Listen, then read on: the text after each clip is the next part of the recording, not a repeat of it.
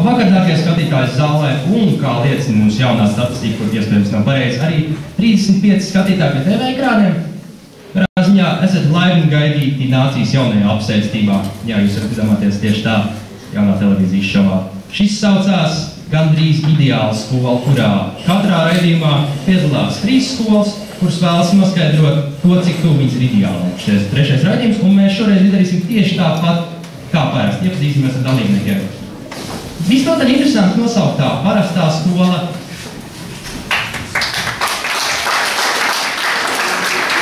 Radoši dēvētā parastā skola 16 un skola, kuras iespējams esat dzirdējuši, ir 3. vidusskola.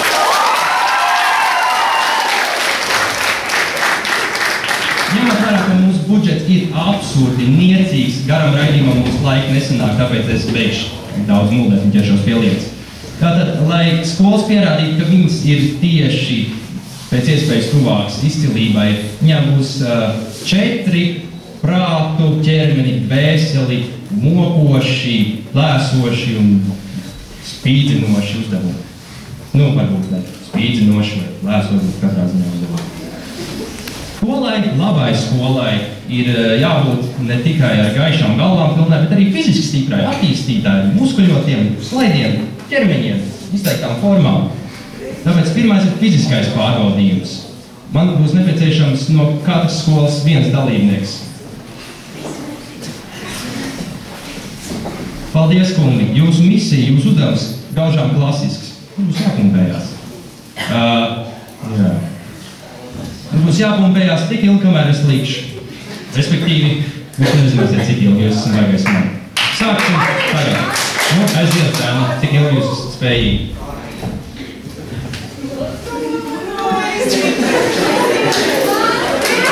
Tu esi lielisks atlēts.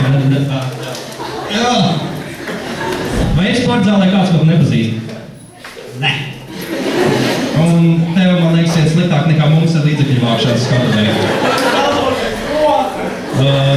Drošības apsvērumu dēļ veiksim šo pārbaudījumu. Nu, es droši vien būs vienprāts ar jums, uzreiz būšu Limbažu 3. vidusskola. Bet satraukumi nav pamata, mums ir vēl viss iespējas uzreiz arī pārējiem ar interesantiem nosaukumiem. Lai cik svarīgs nebūtu fiziskās dotības, prāts, dārgie prāti, tas, kas mums padara pārāks, tad ir nākušais uzdevums pārstatīs jūs šajā frontē. Jautājums. Cik ilgi dzīvoja pasaules gudrākais cilvēks? Es jums došu 10-15 sekundes, lai domātos. Viņš zina uzreiz. Viņš teica, ka viņa tēvs vēl atšķirās. Sens dzīvi. Labi. Cik ilgi dzīvoja pasaules gudrākais cilvēks?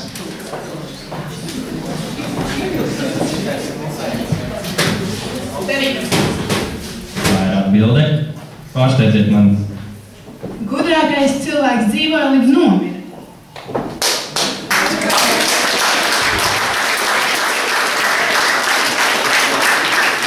Un otrais pēc kārtas. Un jums nevajadzētu nokārt degums. Kaut arī viņi ir krietni priekšā, tas nenozīmē, ka jūs varat beigās pierauties klāt.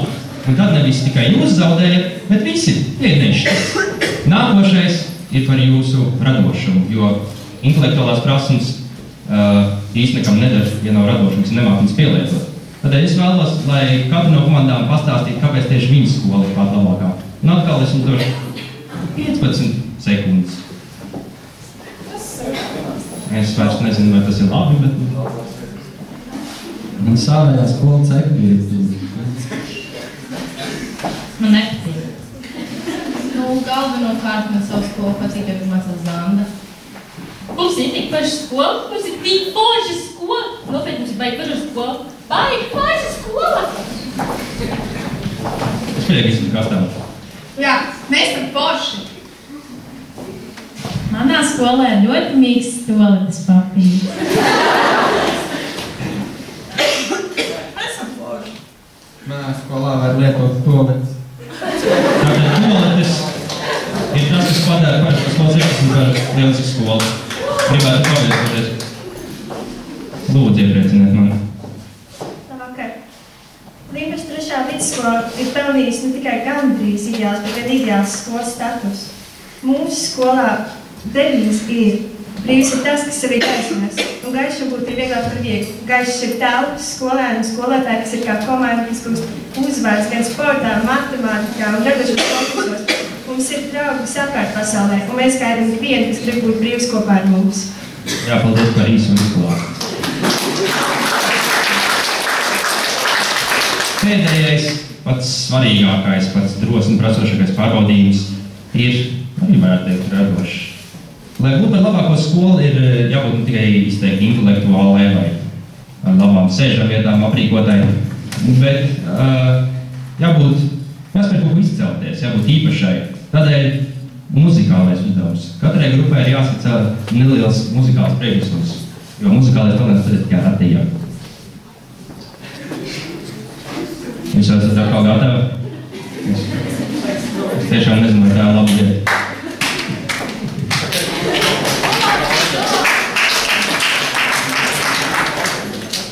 Kur tu teici, Gāri, kur tu teici, man?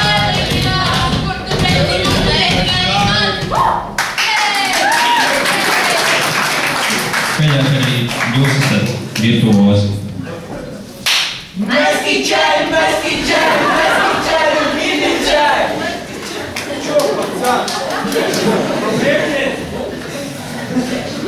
Mēs nedzīvojam vienā pagalmā vairāk. Jūs esat kārtībā, es ceru. Lūdzu, esiet kārtībā.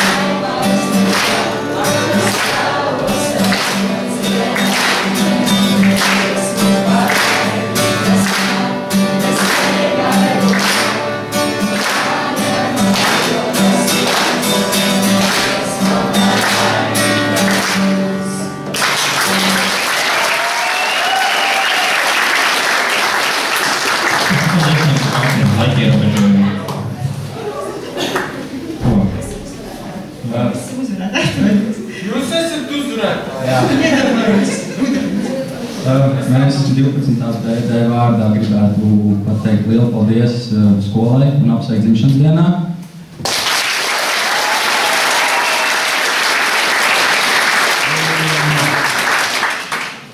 Un īpaši paldies Guntai Supānovai, mūsu direktoram Artim Zakulim.